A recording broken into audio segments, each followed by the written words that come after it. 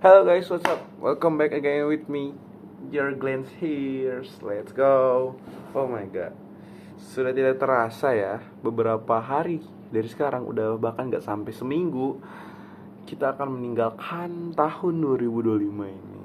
Dan di konten kali ini aku akan membahas tentang the lesson I got in these years. Kayak pelajaran-pelajaran ya. Tahun ini 2025 itu gue belajar banyak banget. Punya banyak banget. Banyak hal yang terjadi dalam hidup gue. Beberapa transisi yang begitu besar sampai kayak gue udah berada di kota orang sekarang ya. Jadi, so before I really wanna start this video, aku pengen bilang kepada keluargaku, mungkin kalau ada teman-temanku di sini atau ada keluargaku yang nonton, hello mami, papi, hello guys, dan halo Cece. Merry Christmas and Happy New Year. I'm sorry, aku gak bisa ada dekat kalian karena ya kita tahu semua, beberapa lain hal aku tidak bisa pulang, datang ke tempat ataupun secara physically Natalan bareng kalian. Sedih sih ingatnya, tahun ini aku gak Natal lagi sama kalian. Ya tahun-tahun sebelumnya sempat Natal, tapi beberapa tahun kayak pas masih SMA juga aku gak Natal juga sama kalian. Ya emang sedih sih tahun ini, tapi harus gimana lagi kan, ini demi masa depan. Dan aku juga sedang bertarung ya dengan masa depan. Aku kuliah juga dan kerja, oh my gosh, but it was an opportunity for me, so I take it, I take the risk. Dan ya oke, langsung aja kita masuk ke kontennya, yaitu tentang pelajaran yang aku dapat di tahun ini. Jadi yang pertama ya, enggak sih, aku gak mau bilang yang pertama, tapi there's so many. Aku akan rangkum kecil. Jadi yang aku dapat itu adalah bagaimana ya, ketika kita sebagai seorang laki-laki itu adalah menghadapi masalah. Ketika kita menghadapi masalah sebagai laki-laki, kita harus memang punya namanya pemikiran kita sendiri. Jangan sampai kita goyah dengan pemikiran itu ya. Jangan sampai kalau kayak misalnya dalam beberapa momen, misalnya kamu dihadapkan untuk memilih sebuah makanannya, let's say itu ayam geprek atau ayam lalapan. Kalau kamu udah mikirnya dari awal itu ayam lalapan, jangan sampai kalau kayak ada teman yang beli ayam geprek, kamu malah ikutan sama dia. Kamu harus kuat dengan pendirian kamu, apapun itu. Oke? Kenapa harus kuat seperti itu? Ya ini dari pengalamanku, dari yang aku pelajari. Karena ketika kamu salah, misalnya kamu salah ambil keputusan karena itu hasil dari kamu ikut orang lain, kamu lihat orang lain, kamu itu akan nyalahin orang itu. Padahal itu kamu yang pilih. Mentalitas kadang kita ya, secara tidak langsung mentalitas kita memang seperti itu. Itu beneran, kita seperti itu. Makanya menurutku ya, ketika kamu punya sebuah yang namanya keputusan di tangan kamu harus pegang itu kuat-kuat. Jangan lepas. Kamu harus pegang dan kamu harus yakin dengan pendirian itu. Walaupun kamu salah, gak apa-apa, kamu akan belajar. Karena itu keputusanmu, bukan hasil dari keputusan orang lain yang kamu lihat dan kamu ikuti. Oke? Itu akan jadi pengalaman yang sangat berharga. And then selanjutnya itu bagaimana tentang aku mengontrol pikirannya. Jadi kedepannya itu aku itu sadar ya, bagaimana kita itu harus benar-benar mengontrol pikiran kita. Pikiran adalah salah satu alam bawah sadar yang dimana itu bisa mempengaruhi satu badan kita. Kalau pikiran kita kacau, kita gak akan pernah bisa melakukan hal yang harus kita lakukan di hari itu secara maksimal. Akan sangat-sangat susah, karena akan terngiang-ngiang dan juga itu akan mengganggu fokus kita ya. Jadi jika kalian mungkin berada dalam masa-masa overthinking, kalian pikirkan hal yang bisa kalian kontrol. Ya kalau kayak di umurku sekarang, di fase-faseku sekarang, ya kita sebagian anak-anak ya, bahkan teman-temanku ya, mereka itu sering curhat tentang aku akan jadi apa ya di masa depan ya. Tapi gini, instead kamu berpikir seperti itu, bagaimana kamu jika misalnya kamu ingin keluar negeri kan? Kayak misalnya kamu pengen keluar negeri di masa depan, kamu mikir, aku pengen keluar negeri di masa depan, tapi aku bisa gak ya?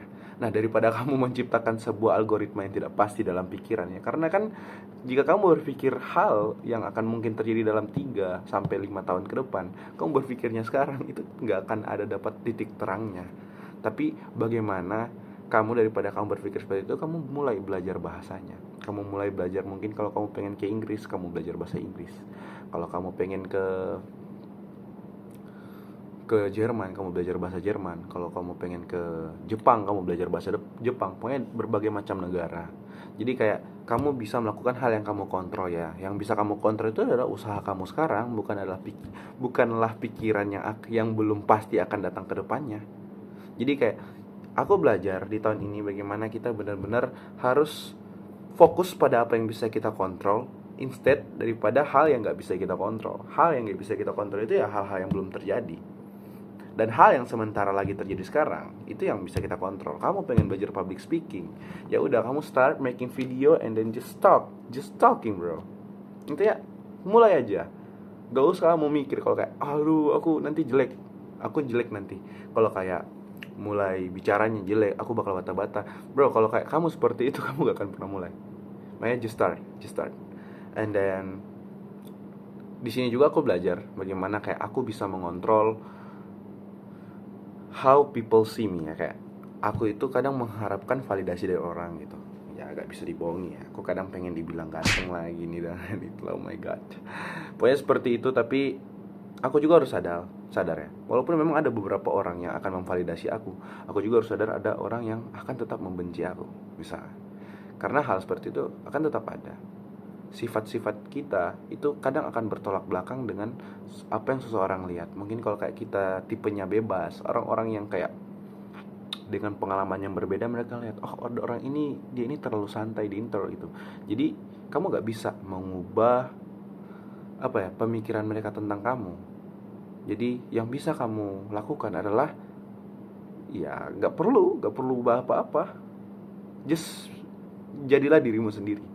Jadilah, kalau kayak kamu memang orangnya sudah seperti itu, maka jadilah seperti itu. Tapi kata seperti itu di sini itu adalah hal yang baik lah. Kalau kayak kamu sadar kamu jelek mungkin di bagian itu ya, maka kamu harus grow, kamu harus bertumbuh, kamu harus belajar lagi.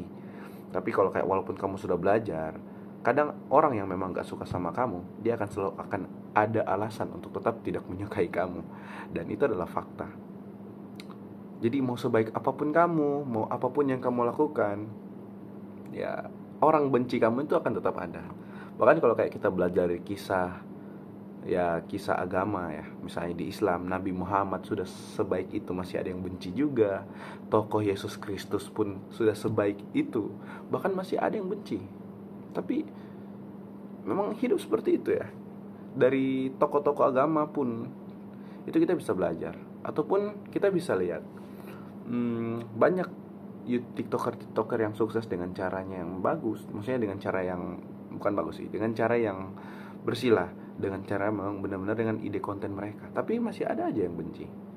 Ataupun bahkan dalam lingkungan kamu gitu, masih ada yang benci. Maka yang bisa kamu kontrol apa? Nggak ada. Kalau di bagian itu, yang bisa kamu kontrol adalah bagaimana kamu menyikapinya. Kalau kayak oh ya udah sih, kalau memang ada orang yang benci aku, ya udah, aku gak bisa maksa mereka buat suka aku. Gak harus semua orang untuk menyukai aku. Jadi itu yang aku belajar, itu sangat penting. Dan ini yang terakhir ya, sebenarnya banyak banget, tapi aku pengen mempersingkatnya. Aku ngambil beberapa main topiknya aja. Yang terakhir, are just nearly start a new hobby. Aku punya hobi baru. I just literally achieve a new hobby in my habit. Actually, it's about reading books. Oh my god, aku gak bisa bohong, ngebaca buku itu benar-benar ngubah resolusi dan pikiranku di tahun ini. Jadi kayak 2026 aku kayak bisa lebih prepare untuk menghadapi kegilaan-kegilaan yang akan terjadi ke depannya. Itu karena dari ngebaca buku. Aku membaca berbagai macam buku psikologi, buku neuroscience, life development, and then psychology, and then laws, and many of it. Aku belajar banyak dari situ. Itu kayak semacam menjadi menjadi sebuah ilmu yang dimana aku bisa tangkap itu di tempat mana aja gitu. Kalau kayak aku pengen baca buku di perpustakaan, ya udah baca buku di perpustakaan, di coffee shop, bahkan ya di kamarku sendiri juga. Kayak oh my god bro, kamu bisa mendapatkan ilmu itu yang se-fleksibel itu. Ya sebenarnya di HP boleh sih, tapi enakan itu kalian kalau mau baca buku, aku saranin fisik ya. Kalau gak fisik itu ya gak jelek sih, tapi tujuannya itu kayak beda gitu. Soalnya kan HP ini kan gimana ya, kalau kayak kamu ngebaca buku di buku ya fokusnya kamu di buku aja, tapi kalau di HP kadang akan terdistract dengan notifikasi. Pokoknya aku banyak belajar lah, aku udah banyak mencoba banyak hal. Dari membaca buku pun banyak pelajaran yang aku dapat. Jadi membaca itu menjadi hobi dan juga main changingku ya. Kayak titik perubahanku itu dimulai ketika aku mulai suka membaca, ketika aku sudah mulai suka mengeksplor ini dan itu aku berubah banget cara aku berpikir. Jadi aku bersyukur ya, walaupun tahun ini begitu banyak kehilangan yang aku rasakan, begitu banyak orang datang dan pergi, begitu juga banyak ada beberapa orang yang aku sayang benar-benar harus pergi, benar-benar pergi di sini ya gak akan pernah mungkin ketemu lagi. Tapi pentingnya itu the lesson that I got gitu, kayak pelajaran yang aku dapat setelah mereka pergi itu adalah bagian pentingnya sebenarnya.